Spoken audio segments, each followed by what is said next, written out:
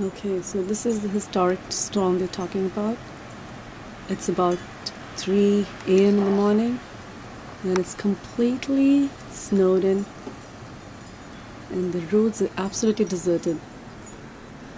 Not a soul, which on a normal Friday evening probably would have seen a lot of cars around. Um, but this is beautiful. Just amazing. And I'm this crazy person out here taking a break from the TV. Well, a lot of shoveling tomorrow.